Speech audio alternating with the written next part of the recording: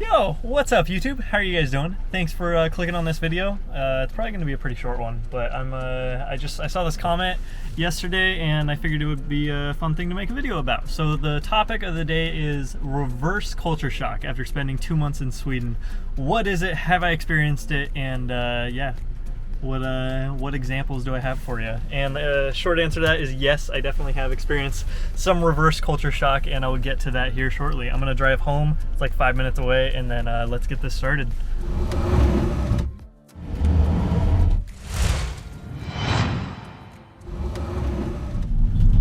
Alright, so for the newbies, the ones that are new to this channel that have not caught up on any of this content, let me catch you up a little bit. So my name is Tyler. I went to Sweden. I actually just got back from Sweden a couple weeks ago, but I was there for 2 months. And besides that, that's pretty much the only traveling I've done. I have lived in the Pacific Northwest for the entirety of my 21 years of being on this planet, and going to Stockholm, Sweden was my first time like really actually doing big travel, like out of the country travel. So yes, coming back into the States was a weird experience because there is a handful of things that you notice that are very different that we do, and it's honestly, it's weird having a culture shock going home. You know, it almost makes home feel much less like home, and that is one of the examples I was gonna say is after spending 2 months over in Europe, coming back to America, home feels much less like home.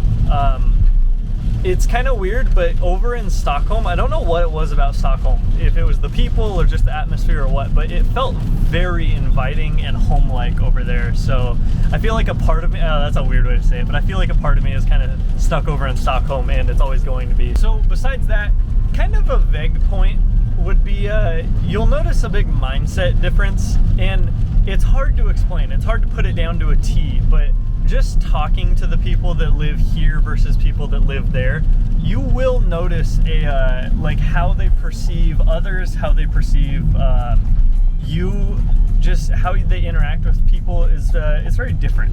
I'm trying to think of a way to put it into words and, like, I don't know, not be offensive, but like I don't even know if it is offensive, but I guess one way to put it would be like over here we're fairly dismissive, like as a people, at least the people that I talk to, like, or have talked to throughout my life. It's very common for, like, if you're talking to someone, for them to just kind of hear what you have to say, push it off to the side, say cool, and then go on to what they have to say. My boss worded it in a cool way, and I'll never forget it because it's short and simple. It's just, we love to talk about ourselves. And it's very true, we do. And I catch myself doing it all the time. If someone's talking and like I love what they're saying, I'll be like, cool, anyway, here's me. And I hate it when I do that, and I catch myself for it afterwards, but it's something that as a culture I feel like we're very susceptible to doing on a regular basis. But over in Sweden, I didn't really notice that. I felt like the conversations were extremely genuine. Like, if you had someone's attention, you had their attention. I've heard some people say that over in Sweden, people are harder to talk to, like it's harder to form connections with, and I didn't really experience that, but if that is the case, then it would make sense that a byproduct of that would be that the conversations that you do have with people feel more genuine and more heartfelt, which is awesome, man. That's something really cool that you guys have going for you if you're watching this in Sweden. So that's nice. I don't know, let me think of something else here. Oh, so one thing, and this is, I don't know, I didn't really notice this when I was like looking up the articles of like 10 things to know when you're traveling to Sweden or whatever, but one thing that you definitely will notice is Swedes are not big into small talk at all. They're not a fan of it. In fact, like, they'll look at you weird if you try small talking with them. Like, if you just hit them with like a, hey, how are you? Or like, hey, good to see you, or I don't know, just like really, really small talk that over here is so normal to us, but over there, they will look at you very strange for it. And yeah, I've noticed that on just about every day, because what I would do is to avoid the language barrier, bearing the fact that I don't know Svenska. I know like maybe 200 words, and I cannot use them very well in sentences. So when I would go up to people, I would try to make it known that I do not speak Swedish in a very kind way. So I would just hit everybody with like a, hey, how are you? And it did two things. One, it let them know that I am like English speaking, which was awesome because they all are. They're like super smart. Most Swedes are bilingual, which is incredible because That's really impressive. Over here, it's impressive. Over there, it's like just life for you guys. But yeah, so it would do two things. One, it would let them know that I'm English speaking, and two, 100% of the time, I would get a very weird reaction for saying that. They would always give me the smile, like it's like that smile where it's just like, I'm talking to someone that's not bright right now. And yeah. Another thing that I noticed, I don't know if this is Sweden as a whole or if it's just Stockholm or Europe. I'm not 100% sure what it is, but the public transportation really is incredible over there. I have heard from a few sources. My aunt, I think, was actually the source that like my one source, but she said when you go over there, feel free to just use their public transportation. You'll be pleasantly surprised by how well it is compared to what we have over here. And I was like, okay, cool. So I just planned not gonna rent a car. I'm just gonna do bus the whole time and it'll be awesome. The guy that came with me, on the other hand, he did not feel the same, so he rented the car. But eventually we ended up both just using public transportation. We had a car with us, and it was like a nice car, and we just didn't use it. We used public transportation because it was really good over there, which was awesome. I think if I were to move to Stockholm, which is not out of the picture, if I were to end up moving over to Stockholm, Sweden, I could definitely see just never owning a car.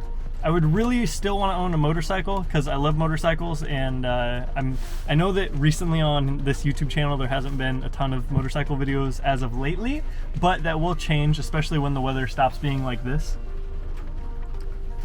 But anyway, I've heard that owning a motorcycle over in Stockholm is a little bit harder just because insurance rates are very high, so that's a bit of a downside.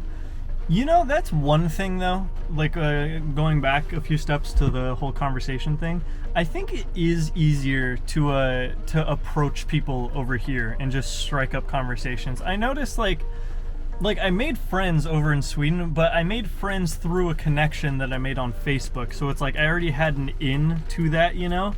Outside of that, I mean, I talked to a good amount of people, but it wasn't like long, good friendships. The only real friendships that I made were through prior connections. So I feel like it genuinely is probably a little bit easier to approach people here in America. Maybe it is just because we're more okay with the idea of small talk. You know, you can walk up to anybody and just like strike up a small conversation, and then you have that opportunity to lead into something further down the road. But it's kind of harder to come by that over in Sweden, at least in my experience. But I do consider myself a bit more on the introverted side. It's very hard for me to approach new people, so that's probably also why I feel that. But anyway, the next point. Ooh, okay, a weird culture shock, I'm not gonna lie, was going from USD to SEK and then back to USD. That, because it's like, I wasn't over there for a year or like multiple years. I'm sure it'd be much worse if it was like that, but still coming back and making the change back, that took a while, like getting used to the regular USD currency. I say regular, but I mean regular for where I come from. But that was a little weird. That took a while to get used to. Okay, you guys want to know a weird one? This is not like a cultural thing or whatever, but this is a strange observation that I noticed. So usually when I'm like drinking liquids throughout the day, I only drink like water or like juice. I don't drink soda or usually anything carbonated. I'm usually just water or like Arizona teas is what we have over here. And over there though, in Sweden, at least in Stockholm, it was very hard to come by anything that was like even water, for example. All the water was like, well, most of the water was carbonated, and that was super strange because I'm not a big fan of carbonated water. I know that it's like good for your digestion or whatever, but I hate the taste of it. So outside of still water though, you guys had I think it was like Fanta juice or something, and it was the grossest thing I have tried in a long time.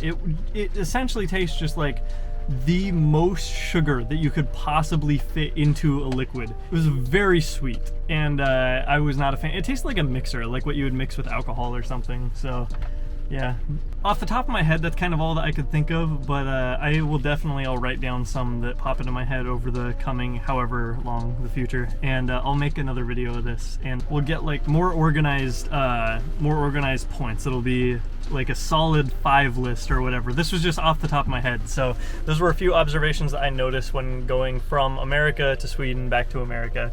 And yeah, anyway, random video if you stuck through watching for that long. Thank you so much for sticking through it, and yeah, I hope that you have an awesome rest of your day. I'll catch you in the next video. Thank you guys for growing the channel, by the way. I feel like every time I put out a video, we go up a good amount of new people. So thank you so much for that. I will catch you in the next one, and peace.